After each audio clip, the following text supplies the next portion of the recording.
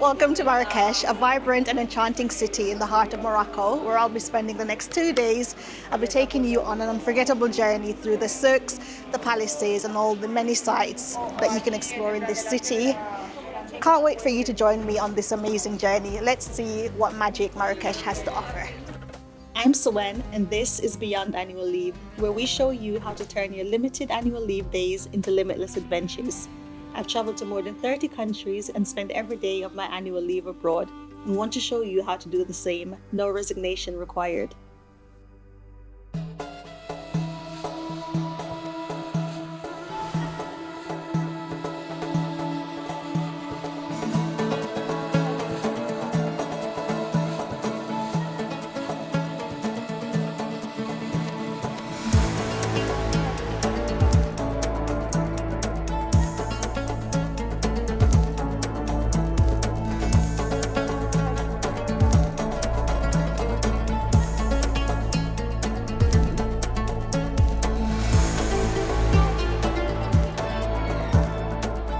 Morning guys, so it's my first morning in Marrakesh. I'm heading to Jardin Megeral.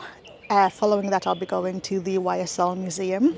So this is the apartment block that I'm staying in, and the gardens and museum are literally just here outside the gate. So it's a 30-second walk, and I can't wait to show you guys everything that's inside. So this is the entrance to my apartment.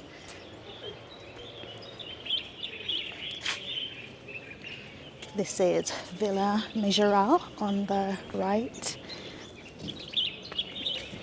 and to further right, so that's the YSL Museum that's right here,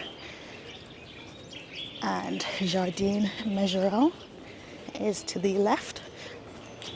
I wanted to book the 8:30 slot, but I was a bit late in reserving, so I'm here for the 9:30. It's really cold this morning, guys. I think it's about 10 degrees at the moment. So I've just put a jumper on over my dress. It will be about 22 degrees in another 2 hours.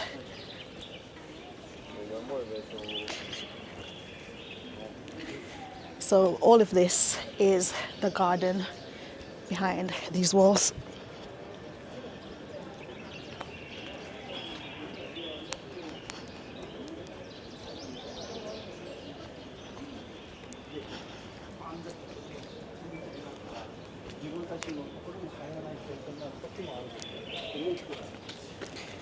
There's a queue outside. I did pass by at 8:30 and everyone had been allowed in. It's currently 9:37, so I don't know if there's a delay in getting everyone in, but the 8:30 lot went in at exactly 8:30. And that's the small queue for the gardens.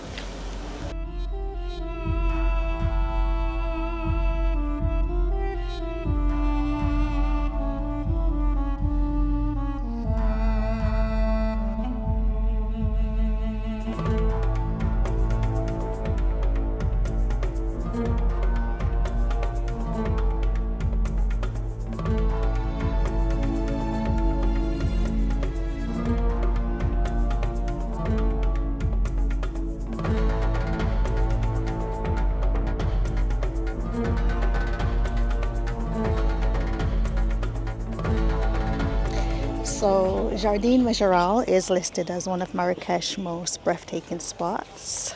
This amazing garden was created by the French painter Jacques Megeral. It was later restored by Yves Saint Laurent.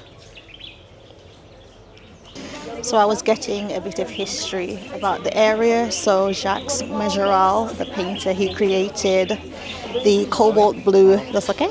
The cobalt blue color behind this. It's now known as the Megeral blue. I was advised not to wear blue if I'm coming here, but I really wanted my dress to match the background, hence why I'm in blue and white. So a bit more history as I look at the beautiful cactus behind me. After Jacques Megeral passed away in 1962, the garden fell into self-neglect. So Yves Saint Laurent purchased it to restore its natural beauty. There's over 300 species of plants within the garden. So I purchased a combined ticket for the garden. I think it was about £27, and that includes Jardin Majorelle, Yves Saint Laurent Museum, and the Berber Museum. The best time to visit the gardens is early in the morning. I think the first entry is at 8:30 or later in the afternoon to avoid the crowd. As you can see, I'm on the second visit and there is still quite a crowd. Most of the garden is protected, so you do still get to enjoy the beauty of the garden without too many people. So I've left the gardens. I'm heading back past my apartment and heading over to the Saint Laurent Museum. I wish my pronunciation of that was better, but this is what you're getting. Yves Saint Laurent. Yves Saint Laurent. I am also not confident about my pronunciation of the word Berber. I think that's the original people of Morocco, but don't quote me on that. Ask Google. So the museum is even closer to my apartment. In fact, it's directly across from the apartment, which surprisingly only cost me £89 for the 2 nights. You would have thought, given its proximity to such a famous site, that it would be a bit more expensive. So that's my apartment and this is the museum. Let's go see what they have to offer.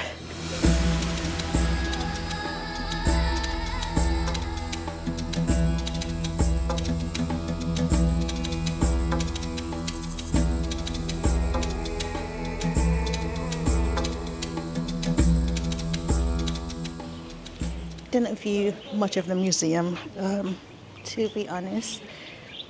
It was just a combined deal. There wasn't really much that I wanted to see, but it's beautiful. May definitely be of interest to some. So I've just noticed after leaving Saint Laurent Museum that the Berber Museum was actually a part of Jardin Majorelle, and I'm not sure if they'll allow me back in to see it, because it's now time for the 10:30 slot. I will try. So this is the crowd outside. Exactly 1 hour and 15 minutes later. This is the 10:30 to 11 a.m. crowd that's going in. So the guys were really, the security guys, this is lovely. They've allowed me back in to see Berber Museum almost an hour and a half after visiting. So they've allowed me back in on the 9:30 ticket. I'm guessing they see stupid tourists all the time, so they understand good morning. So my goal now is to find it. I also got, guys, a ticket to a private garden. I didn't know there was a private garden, didn't get this earlier. But yeah, we're now at a private garden, so yay me.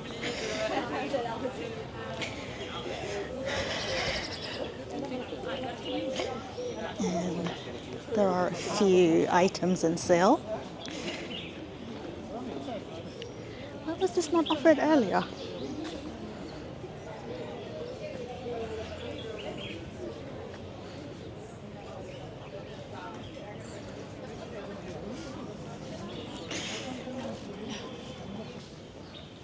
So the private garden was a small food market.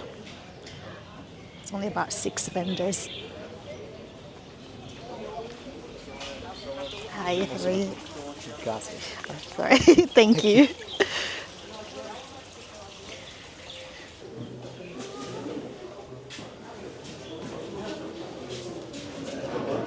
So, I found the museum.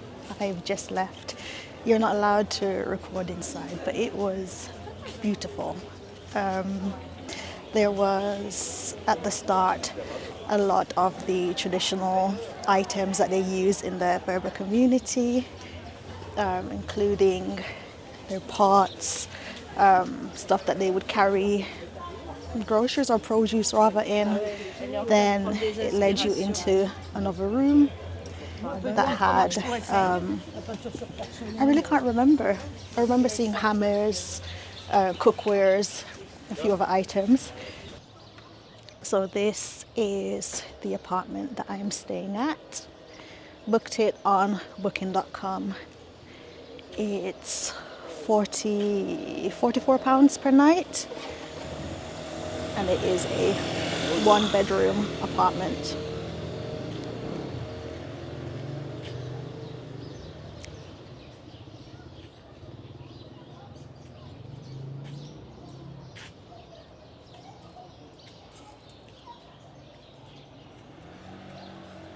So this is my block, and I'm staying on the second floor. So here's a quick tour of my apartment. I believe it's called the Tessir, Tessir apartments. This is the living room.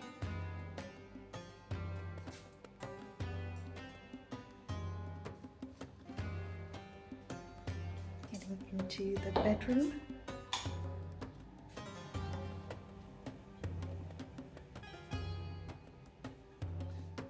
There's also a balcony.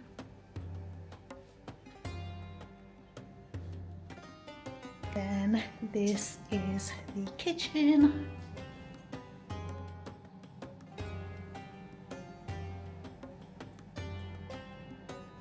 And finally, the bathroom.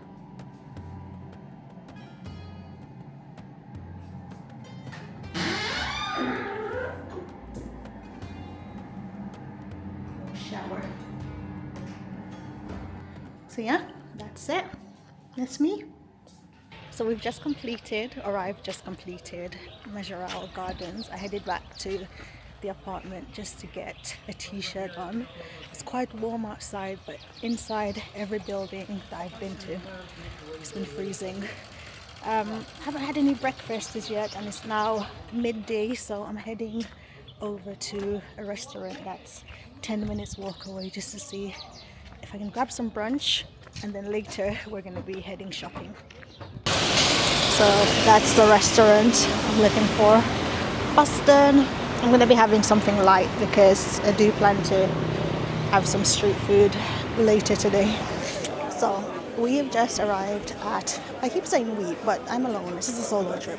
So I've just arrived at Jemaa el-Fnaa Square, where we're doing a walking tour of a few different places, including Bahia Palace. There's Sadia tombs. I believe we're going to be seeing a traditional riad and the Medina. We're running really late, about 20 minutes behind, because I had a lot of issues getting a taxi here, but the guide, Yasin, was at the front, was very, very kind in insisting that they wait for me.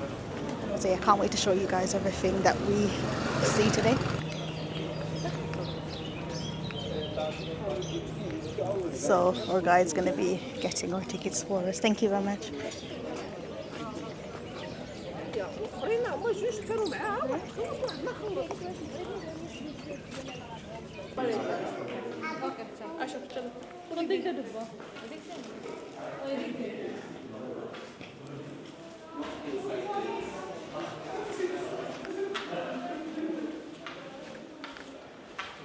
This is the approach to the palace.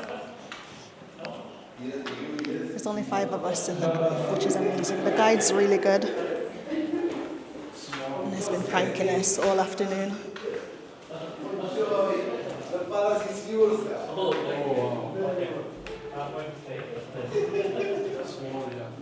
As expected, there are many people here. But that's what you get when you visit a popular site.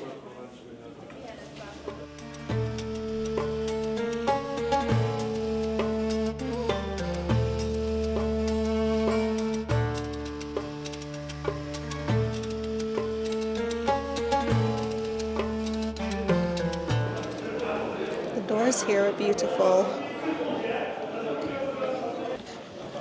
Oh.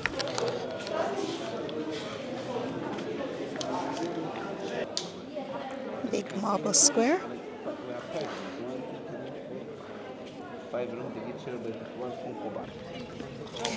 So that was the beautiful Bahia Palace. It's gorgeous. It was a absolutely flipping gorgeous place. If you're lucky enough to be able to get here for the first tour of the day, that's what I'd probably recommend, just to fully appreciate the beauty of the place. That is my amazing tour guide, Yassine. Yeah, hi everyone. You should follow him on Instagram, get him to 1 million followers. It's at Morocco Sunny Tours, is it? Morocco sunny days. Morocco Sunny Days. He's an amazing guide.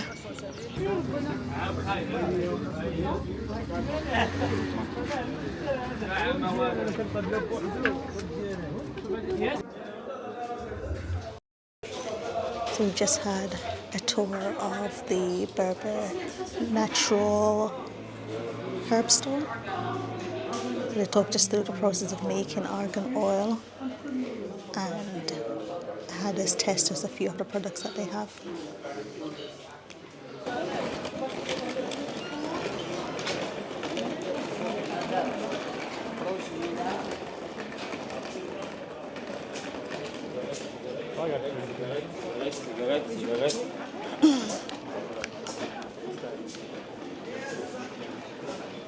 All of the shops that you've seen in my video previously were of the Medina shops, and now we're heading into the Souk.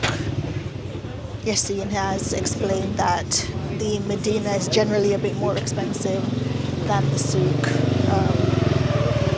You'll still be overcharged, so you are encouraged to talk the prices down. The difference between the Medina and the Souks is that the buildings that you have the shops in the Medina, there are also windows because there are people living within those buildings, whereas the Souk, it's just markets and warehouses.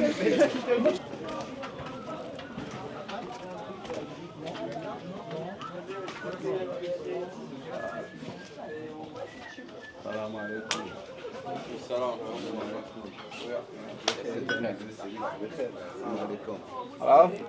Welcome. No. No. You lose your prize. Oh, Nice. From the seashells. Murex. Seashells. Oh. It's a mineral. okay. And that's the cobalt stone. If it's mixed with water, it becomes deep blue.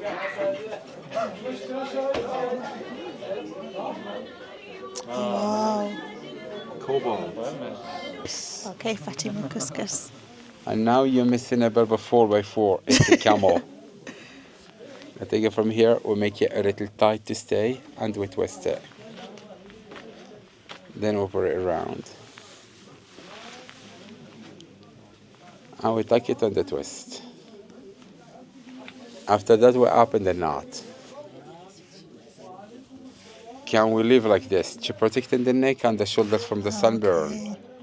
When it's windy, we take it back around. I will wrap it around the nose for the sunstorm when it's windy in the desert. She looks local. Look at the mirror. There is a mirror. It looked like a local. Yeah, and like this, we turn the air conditioner on. That's the air conditioner Okay. on when it's no wind. Yeah. This is potentially the most beautiful place I've ever seen. Or at least the most beautiful market I've ever seen.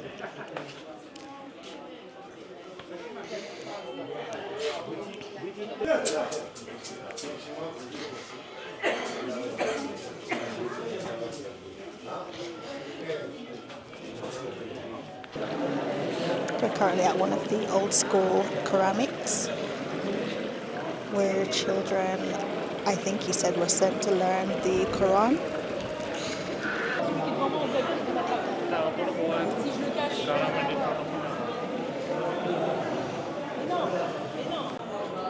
So I'm upstairs of the Quranic. Took me a while to find it, and now I'm trying to find one of the windows that allows me to see out onto the main courtyard. Right, I think so. This was either a classroom or a prayer room. I can't remember what was told. And this is what I've been looking for.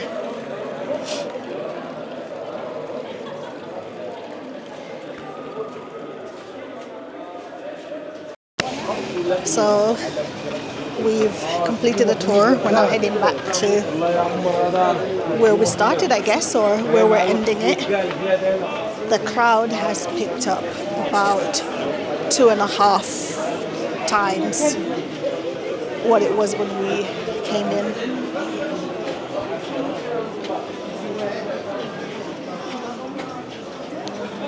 I think everyone's just going in now to do their shopping. It's currently 6:45, and I think they're going to be closing here at around 8 to 8:30 p.m.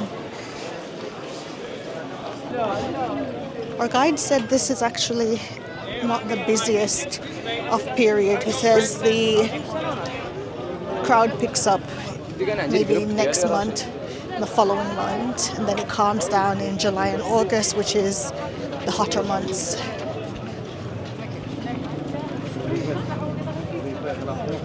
So guys, we have just completed that tour. It was an amazing group. So there were 5 of us, so it's a smaller group. We spent much longer than planned. The guide, cannot recommend this guy enough. I have a friend that's visiting soon, so I'm going to be giving her his information so that she can use him also. I think I'm going to be heading back to my apartment and then coming back out tonight. The food market has just started and the sun's setting, but I think I may just rest a little, charge my cameras, and then come back tonight. So I've just stopped at this stall getting a mixed tropical drink for 20 dirham. Thank you. That's my drink. One of the things I found really funny traveling solo is that whenever you're in an area like this where everyone's haggling or everyone's trying to make a dollar from a traveler, they tend to single out the solo travelers and either try to intimidate you or just bother you basically into truck behind me. Either try to intimidate you or to hassle you into buying whatever they're selling. I'm not the one.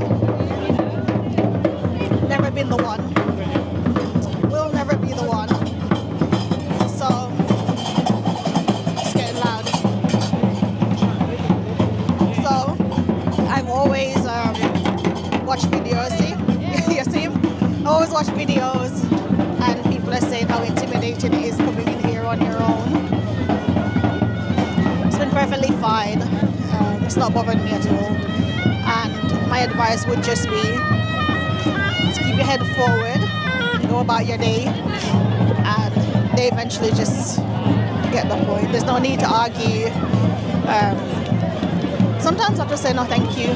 Other times I'll just keep walking.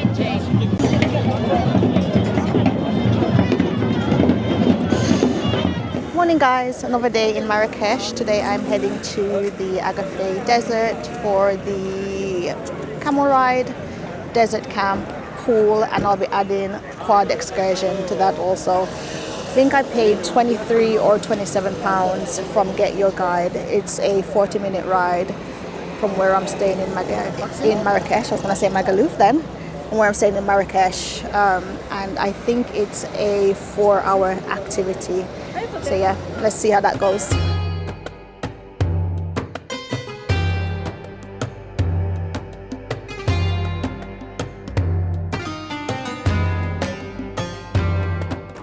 just arrived at the first stop of the tour. We're doing a argan farm, seeing the process of making argan oil.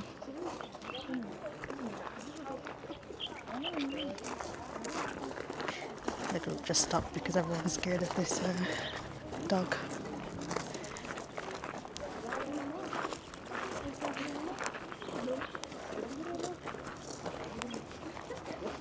So it's a much bigger group that I'm with today. There's about 15 or 16 people of all ages.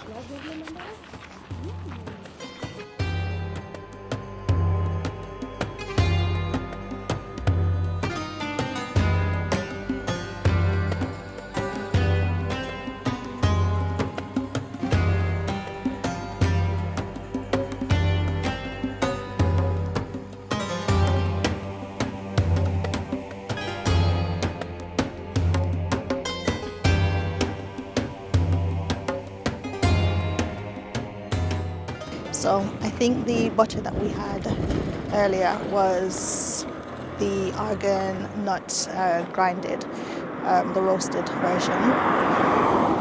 Definitely tastes a bit like peanut butter. It was much sweeter. But yeah, it was beautiful. That was a really lovely stop.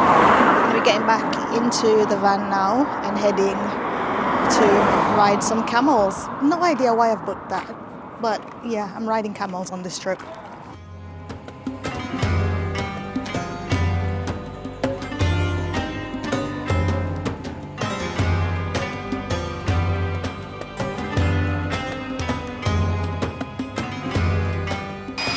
Just arrived at the desert camp where I'm going to be doing the camel ride. I think earlier I said I paid £23. I didn't. I actually paid £17, maybe £17.50. And I'm going to be adding the quad for another £20. Should have just purchased it together because I'm sure it was cheaper. But I'm going to be adding the quad and doing the camel ride here also. These are the quads that we're going to be riding. I have made the very silly mistake of wearing flip-flops. I do have trainers, but they're white.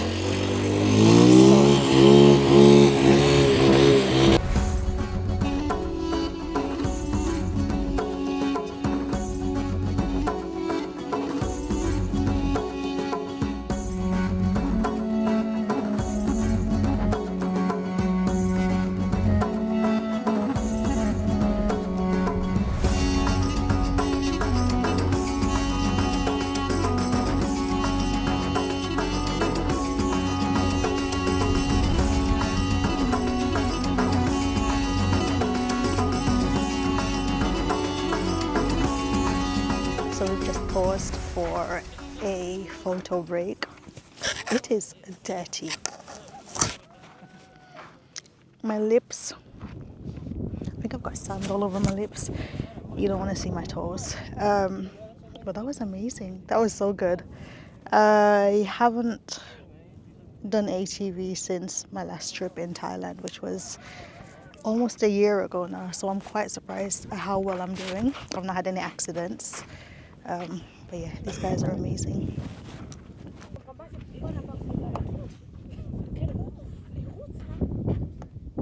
See, I've had many silly ideas when traveling, but the silliest of them is going quad biking in the desert before going to the airport.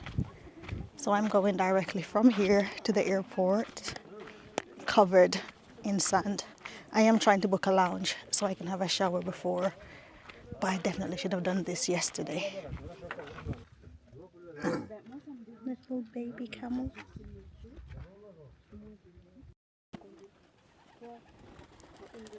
We've just returned from our quad adventure in the Agafay Desert. Probably one of the better quad excursions that I've done. Wasn't scary at all. The roads were wide. The views.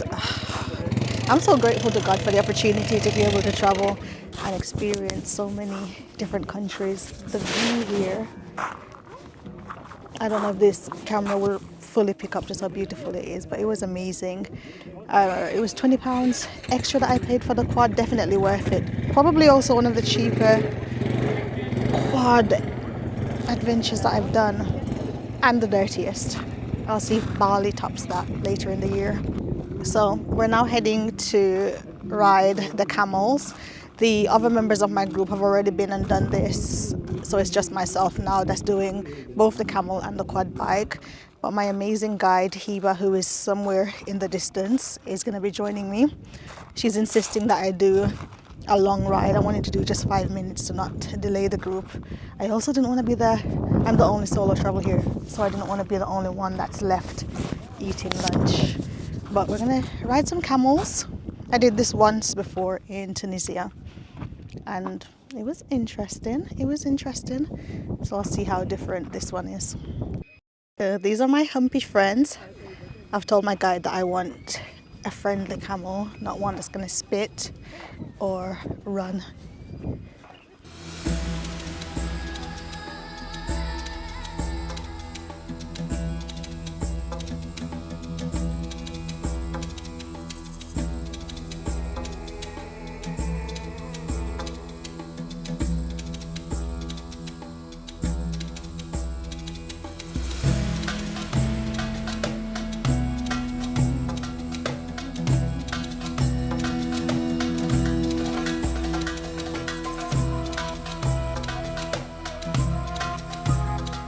Camel ride complete. That was fun. It's not very comfortable. I've always said that I've ridden a horse once, and I've always said the same. It's not the most comfortable thing, but then I also have a bad hip because I'm old, so it was a little painful, and then a bit scary coming down, but generally quite good. Like I said earlier, I'm the only person here that's a solo traveler, and I'm always trying to encourage people to do these trips. You'll have so much fun, you'll meet amazing people. I generally enjoy my own company, so I am very happy solo traveling. I have no issue going on group trips with other families and friends. And even if I meet no one on that trip, I still have such an amazing time by myself like I have today. So I finished my day trip. Perfect timing. I've returned to the airport exactly 2 hours before my flight departs. It's been an amazing trip. If we're to do some number crunching, so my flight cost £67. My accommodation was £89 for 2 nights. I took £100 with me for spending money, and my excursions were £53. And I think the total came up to just over £300 for flight, accommodation, my spending money. And I still have about £30 of my spending money that I'm probably going to be spending at the airport. So the trip cost me about £270. I've spent much more on much less. I'm Suwen. This is Beyond Annual Leave, where we show you how to make the very most of your limited leave, turning it into limitless adventures. If you've enjoyed this vlog, don't forget to like, comment, and subscribe. Follow me on Instagram at Beyond Annual Leave, and we'll see you next month in another country. Mwah.